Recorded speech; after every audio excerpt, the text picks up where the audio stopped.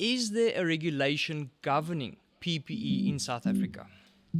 No, I think that's the short answer. I think if you just know the basic guidelines of knowing what compliance looks like, you can then clearly see what's compliant and what's non-compliant. We often go to customers and we say, declaration of conformity, and they look at us with big eyes going, what are you talking about?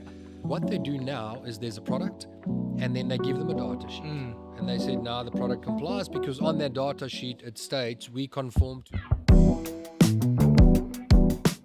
Hello and welcome to My Safety Hub, your go-to source for all things health and safety. We are still here at the Saiosh Conference 2025 and I'm joined here today with Christo Nel, the Managing Director of Uvex Safety South Africa. Christo, a brilliant presentation on exposing the truth in PPE compliance. It was a real eye-opener for me. So out the gate, I want to ask you a very blunt question. Is there a regulation governing PPE in South Africa? No, I think that's the short answer. Because when we speak about a regulation, it's a legal framework that dictates compliance and what it should look like. So that's what they did in Europe. So firstly, they had a directive, which was guidelines for PPE compliance and standards and etc.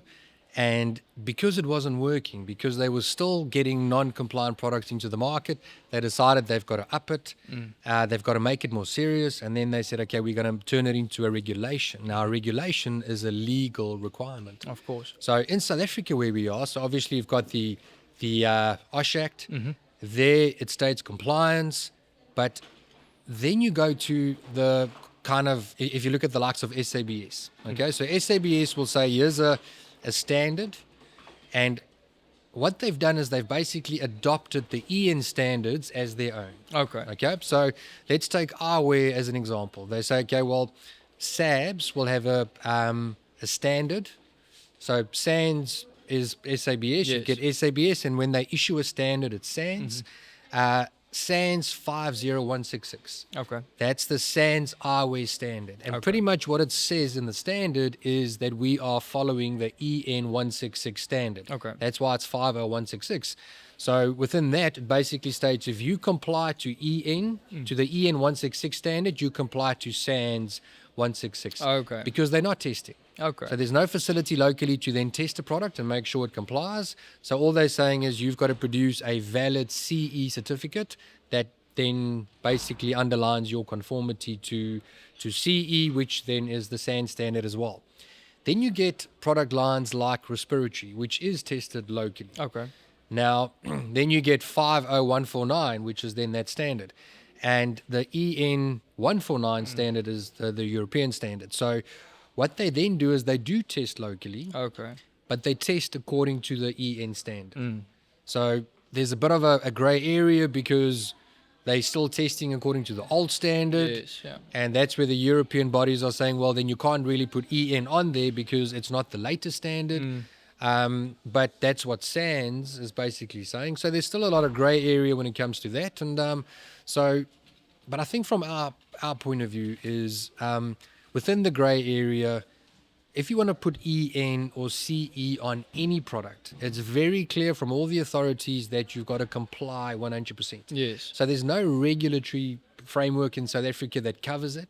We don't have a lot of regulation in the market. You don't really have people checking it out, you know, compared to the likes of Europe, where they are very strict with products coming into the market and then circulating and managing what's going on the ground, which we don't really have in South Africa yet. So still a lot of work to be done. But getting there. Okay, and I think the fact of the matter is there are industry-specific manufacturer standards that we need to comply with. Whether that be national or international, there is a set rule of how things need to be produced, distributed, and so forth, right? Correct. So with that being said, there is then naturally compliant and non-compliant PPE products, as you've now made mention.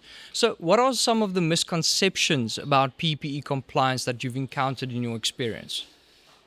I think one thing I mentioned in my presentation now was a lot of people fall back on we comply to Europe, but this is South Africa, so we don't have to comply 100%. Yes.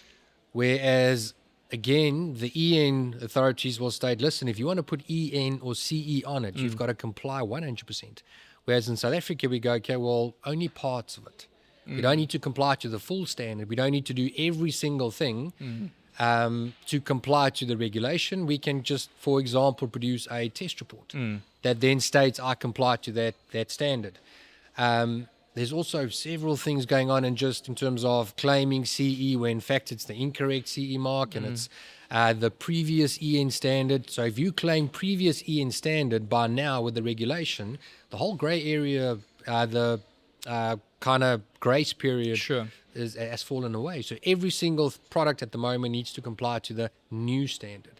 So I think there's a lack of awareness in terms of what that looks like currently in South Africa. Definitely, that lack of awareness you spoke about is astronomical, and I think the information you're relaying now is invaluable for the public and employers out there.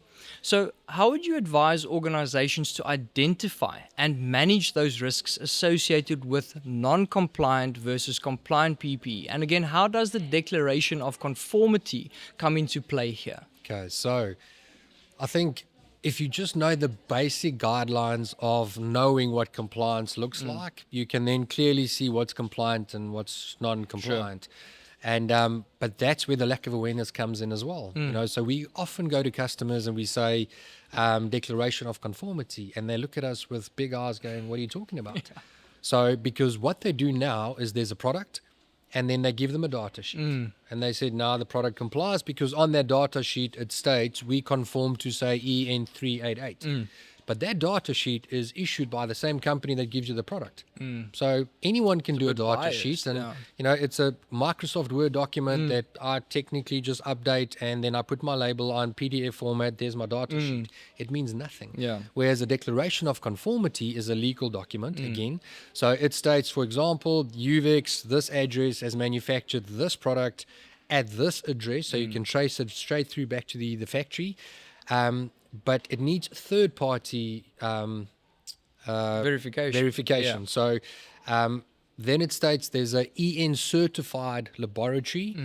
Here's the details, here's the address, here's the name, here's everything. And they issued this certificate number, and then it gives the certificate number on the Declaration of Conformity as well. And then Uvex have got to sign it. And that person that signs the document is legally liable if he's lying on their document. So in Europe, they can go to jail if they get it wrong. So that means that on that one page, which is public domain, this is what other people are also saying, well, we don't need to, it's not. So the regulation states it's public domain, it should be on your website. So you go to Uvex, you find, here's the product, there's a data sheet, and there's the Declaration of Conformity, because that is public domain. And on there, you can find everything and you can trace it. So basically, then, without a Declaration of Conformity, it's like being a heart surgeon but not being able to prove it. 100%. You know, I can prove it by writing on a piece of paper, put my logo on, and there you go. And that's pretty much what a data sheet is. It's nothing more than that. So that is extremely important. That conformity is a huge thing, then, in my opinion. So moving then to the regulatory bodies that we spoke about now, what role do you think those regulatory bodies and industry associations can play in promoting PPE compliance? And are there specific initiatives that you think they can take, or something that you would like to see from these industry bodies and associations? I think, you know, there's not enough in South Africa, though. So if you look at, I honestly believe SABS and SANS can do more. Instead of just issuing, they've got to start regulating and governing with the NRCS. Also saying, okay, well, these are our standards, these are our procedures. We need to enforce it more out into the market. Like I said, we often find non-compliant products, and it's key customers, big customers, and they've been using it for years. So then you go, okay, well, how does that even happen? How does non-compliant products get into South Africa, firstly? So you've got to be able to enforce your standards and your framework coming through the borders as well, which is what Europe is doing very, very, very well.